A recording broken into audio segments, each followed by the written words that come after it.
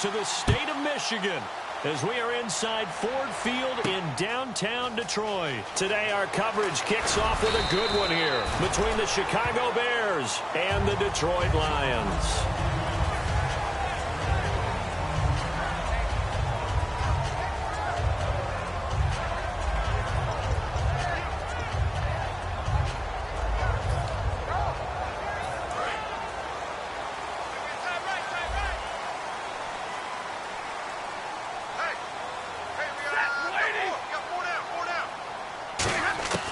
Stafford on first down.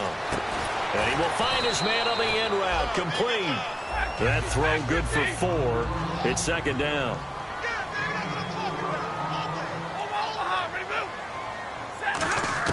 Here's Stafford now on second down.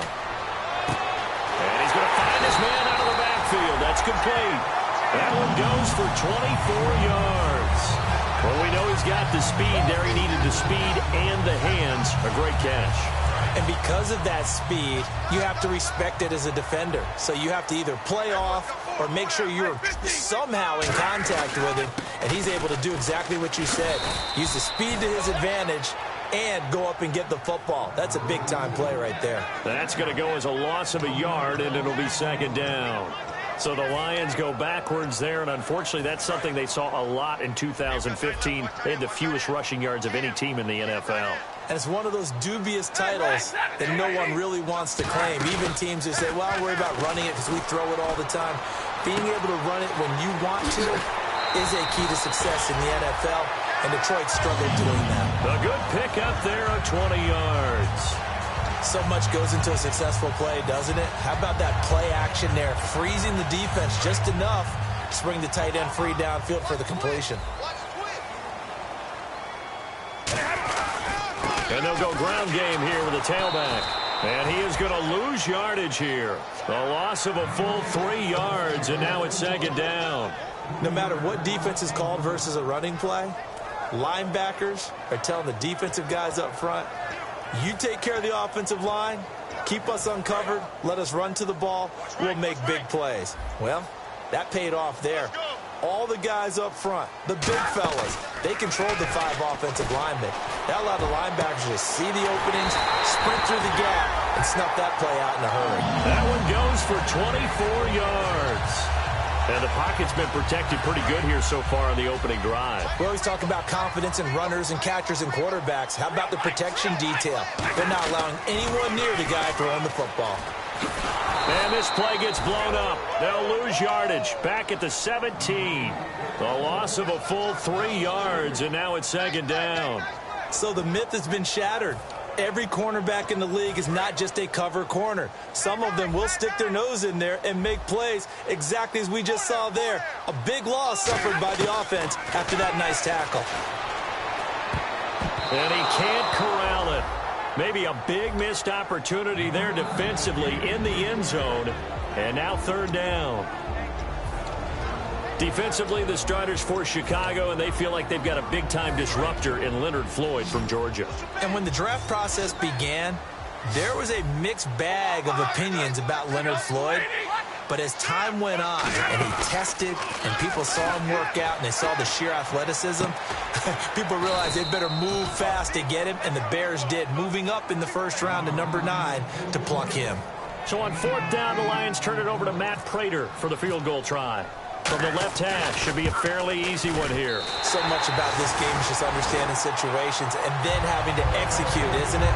Guard the first down sticks. Don't let them get there. And they rallied and made the tackle. So the folks here in the stands this afternoon, they're happy about that one. Their guys get the early advantage after the opening drive field goal. And they should be happy. Their guys look good getting down the field, and that's got to give them hope that good things are in store here today. This is taken about 7 yards deep. And no run back here. This will be a touchback, and it comes out to the 25-yard line.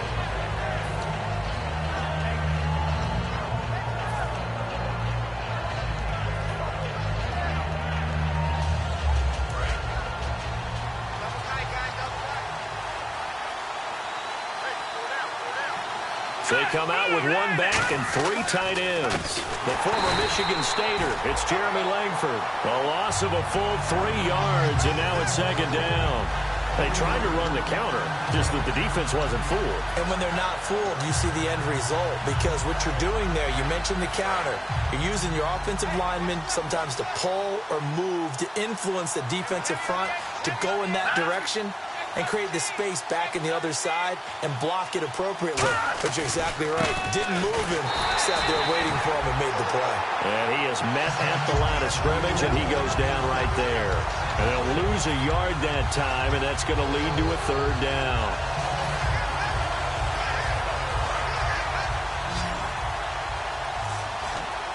A dime look defensively for the Lions on third.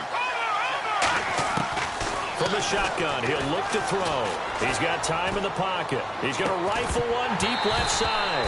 And he couldn't hang on to it through the contact. Incomplete. Now the Bears' 6th-round pick in 2014, Pat O'Donnell on to punt.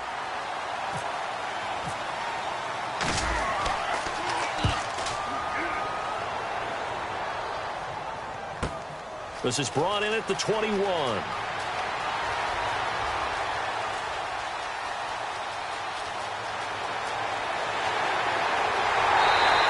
Might have been one man away from 6 points. As it stands, it's a huge return. And the Lions will have excellent field position here as they take over 1st and 10. 3.5 to go, first quarter.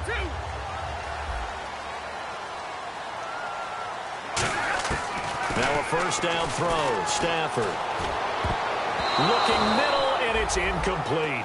And that one was knocked away, and I think the defenders are going to be a little upset with themselves. They made the play on the football, but that one felt like a forced pass by the quarterback. Thought he had someone open. He really wasn't. Maybe an example of having too much confidence in his receiver that no matter what, I'm going to throw it to him. And that was a play made by the defense, and it could have been a bigger one. Now it's Stafford off the bootleg. And that is, I think he caught it. He did, but they'll say out of bounds. It'll be incomplete.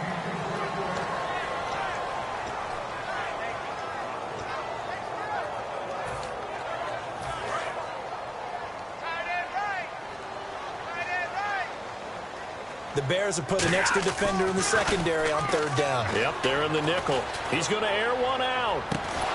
Oh, it's a touchdown if he holds on. Instead, it's 4th down. You can feel the anguish all the way up here. It certainly looked like he had that one in the end zone, open, unable to hold on to it. And the 10-year vet knocks it through the goalpost, and that'll make it 6-0 here in the first. So they had great field position, but a 3-play drive that actually goes backwards, and then they kick the field goal. And I think the key sequence in there, the key phrase you just gave us, a 3-play drive. Had the momentum, great field position, unable to move the football. And now Chicago getting ready to go as they take the field. And a 3-and-out on that first drive. We'll see if they can do better here. They should have a better opportunity because the nerves should be settled now. That first series, everybody goes out with a little extra emotion. So now they get a chance to go back out and say, okay, now we're into the game. Let's go play and play as best we can. You almost get a mulligan then on that first drive? Sometimes it absolutely serves that way. You get a second opportunity. Nothing big happened. But then again, you didn't commit any mistakes either. Off you go. Wright's got him. And he'll go down just shy of the 25 at the 24-yard line. Only 3 yards on the catch. It's 3rd down. And the starting crew defensively for Detroit. As Darius Slay continues to improve at the quarterback position, he may live up to his own nickname as the Slaymaker. On 3rd down, he'll drop to throw. He's going to flip one out here to his running back. And he's able to get it to the 33. Good enough for a first down. Well, we saw the practice film this week. They wanted to focus on these intermediate passing plays, and it paid off there.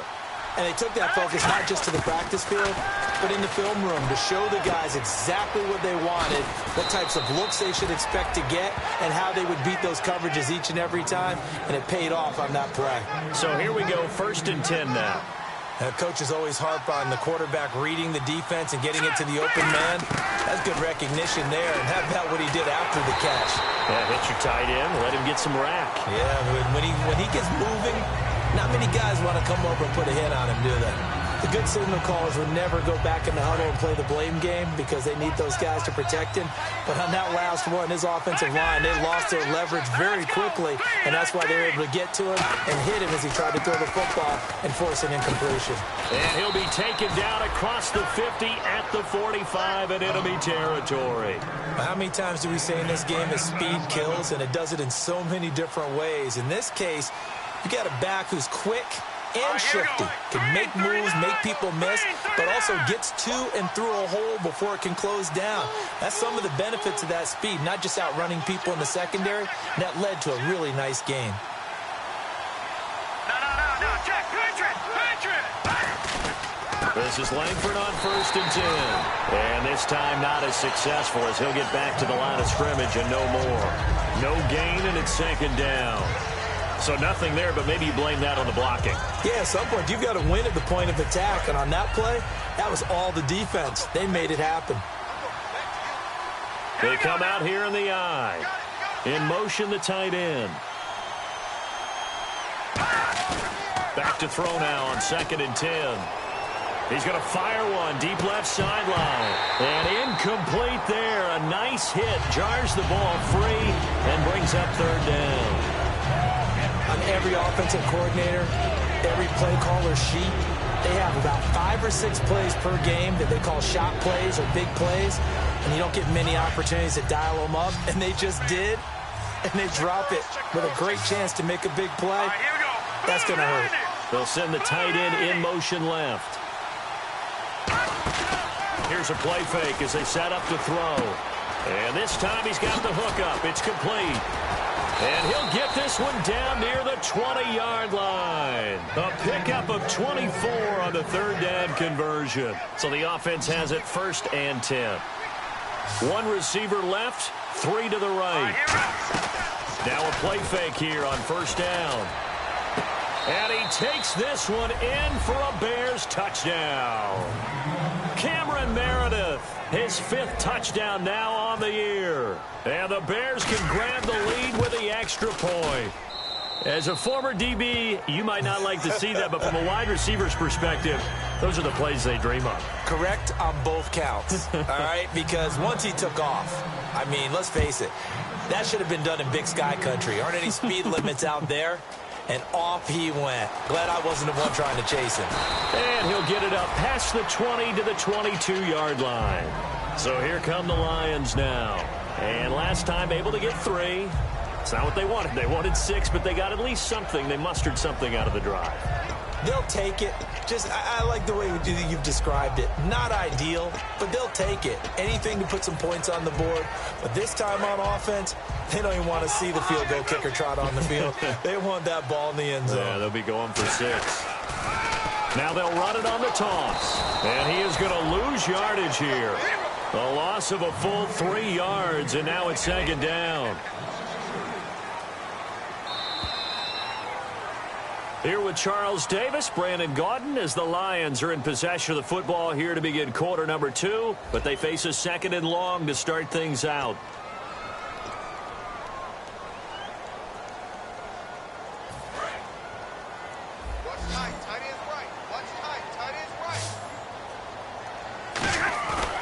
Off a play action, here's Stafford. To the right side to Eric Ebron. And he's going to get this one across the 30-yard line. They give him 14 yards that time and a fresh set of downs. When you execute a drag or a crossing route really well and give them a chance to let it develop a little bit, you can gain some significant yardage hitting your tight end on that one. They go play action here on 1st down. Going for the deep ball. It's caught at the 10. Touchdown, Detroit. Their dangerous wide receiver, his 11th touchdown of the year.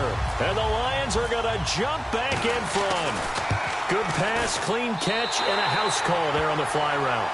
And not that much room to operate. So that tells you about his acceleration. We always talk about being able to go from 0 to 60 real fast. Took him less time than that to get to top speed and complete that play. This is taken about 7 yards deep. And he will be brought down here at about the 17-yard line. And now Chicago getting ready to go as they take the field. And they're hoping to capture some of that magic they had last time out when they were able to put together a scoring drive. But they're still down here, Charles. Not the major concern, though, because of what you talked about. They scored the last time out. They feel good about themselves. They feel like their game plan is now in effect. They know how to attack and what plays they wanted to put together. But they've got to keep it moving in the right direction because, as you did note, they are down on the scoreboard. Second down following the run. Here we go. Out of the gun, they'll look to throw. Completion left side to Miller. And this one will go to the 28-yard line. It goes as a gain of 8, and it moves the chains. And there's a completion to the tight end. And look at the size of these players nowadays. At that spot, 6'4", 6'5", and up. A lot of guys used to be basketball players, somehow came back to football. That's really good for the game of football. You're getting better athleticism, great hand-eye coordination. Is this intercepted? It is. It's intercepted. Nevin Lawson with a pick. And a big turnover there as his guys will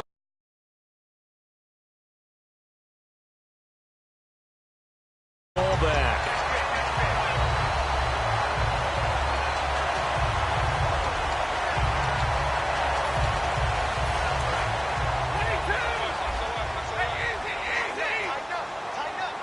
They come out here in the eye.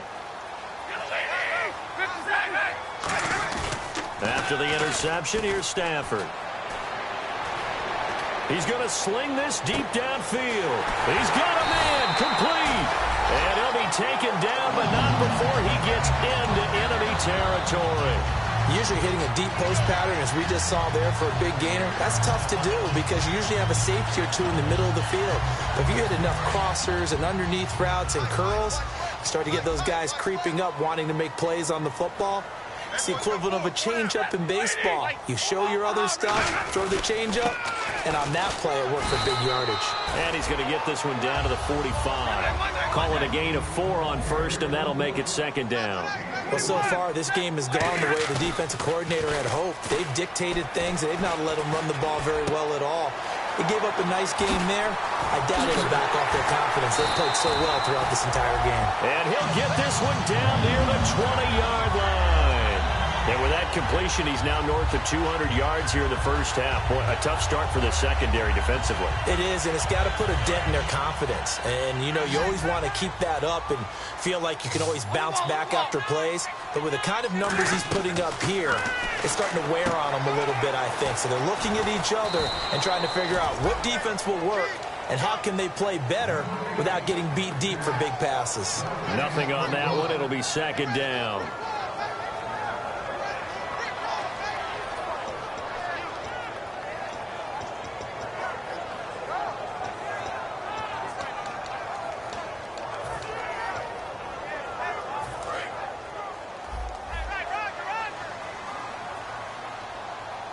They'll come out in the pistol.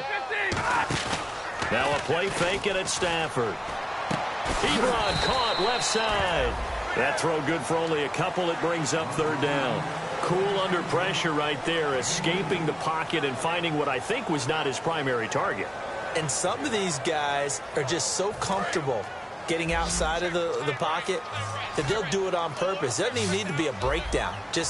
They move, and they know it affects the defense because a lot of times you get lost in coverage in the secondary, and I think you're exactly right. Wasn't his primary target. Found a secondary guy who sprang open, probably because of his movement out of the pocket. Now it's Matt Prater on for the Lion field goal try. From the left hash, it's a 36-yard attempt. And Prater's kick is on the money. It's good, and that will make this a 9-point lead. So he's been a busy man here in this first half. That's 3 field goals for him now. Not just 3 field goals, but 3 for 3. So even though this offense has struggled a bit putting it in the end zone, they've still been able to come away with points.